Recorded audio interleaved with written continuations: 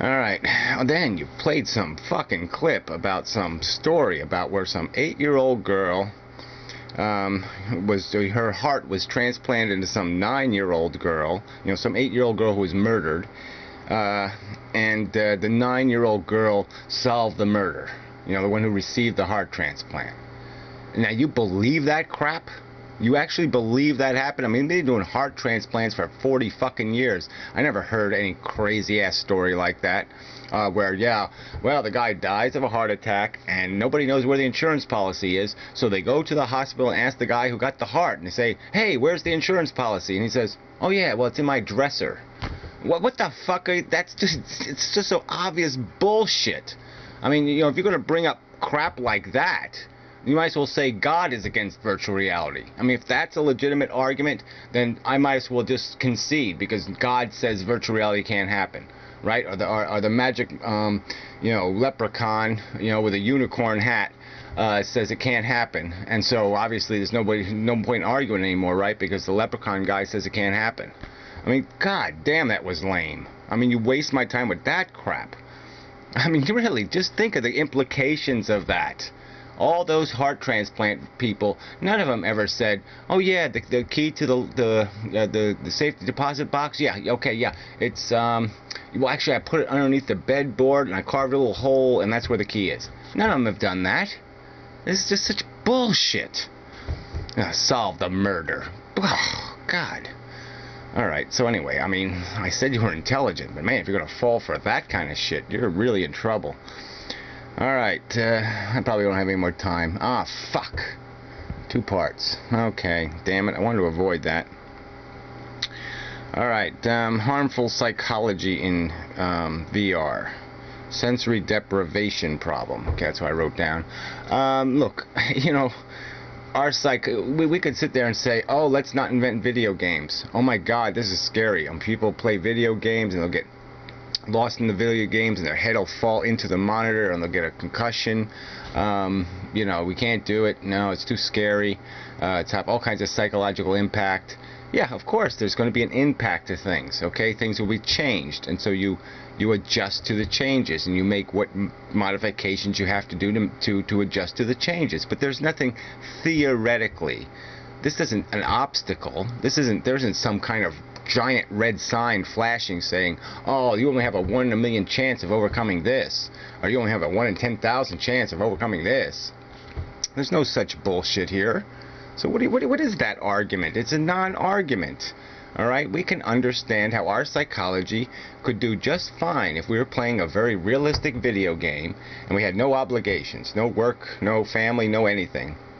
And we just fell into the game every day. Let's say it was just very realistic, it put a tube on your penis and, comforted your body in all kinds of nice ways, and you just went out and you did fun things all day. You lived in Pebble Beach, and you went on yachts, and you went fishing for marlin, and you caught a 900-foot marlin, and it was really fun. You can do that every frickin' day in the game. And we know there's nothing in our psychology that says, oh my god, we couldn't stand it. Of course we could stand it. We could stand living a really nice life, doing adventurous things. We do it every night when we dream, okay? And we don't sit there and drop dead the next morning because we had a dream last night. So anyway, what bullshit. Alright, fail safe. You called it wishful thinking or something like that. What a pile of crap. Alright, what are we talking about? Fail safe against 9,999,999 of the known probabilities. The idea is that you can make an environment where disaster can't happen. I mean, we have right now the technology to make it impossible for a building to burn down. We just don't apply the technology because it would be expensive, right? I mean, it's a cost-to-benefit ratio analysis thing, okay? That's the only issue. But there's nothing preventing us from creating fail-safe systems right now. It's just that, obviously, they're expensive and we're cheap, okay? We're not going to waste money protecting ourselves against a good example is we don't buy insurance for 200-year floods. No, we buy insurance for 50-year floods, right? I mean, that's our short-sightedness, because we don't think we're going to be here for 200 years, or whatever the scenario is. So get realistic. Fail-safe systems can be created, or if it's not perfect, we can get close to perfect. We can approach it. All right, we can get within 5 miles of it or something. We don't have to be. We don't have to stay 700 miles away. We can get pretty frickin' close.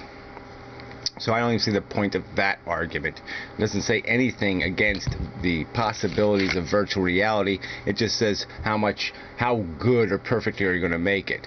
All right, and that's just that's an economic question, not a practical can it be done question. All right, eliminating hard negatives is not necessarily good. I mean, this is complete bullshit. We all don't have to experience any negatives whatsoever. If we have memories of them, that will give us knowledge of it, and that's all we need is the knowledge of it.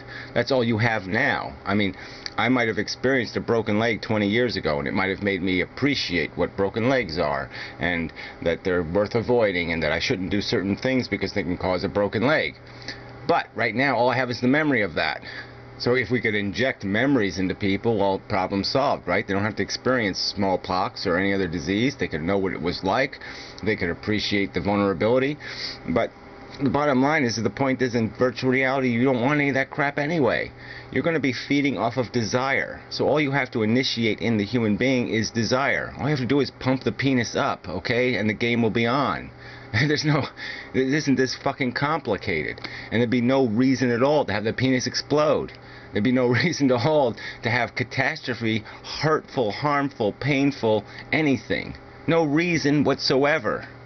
So anyway. And then your last, I don't know, I can't even remember what the last one was about, but it was more of this psychological babble bullshit.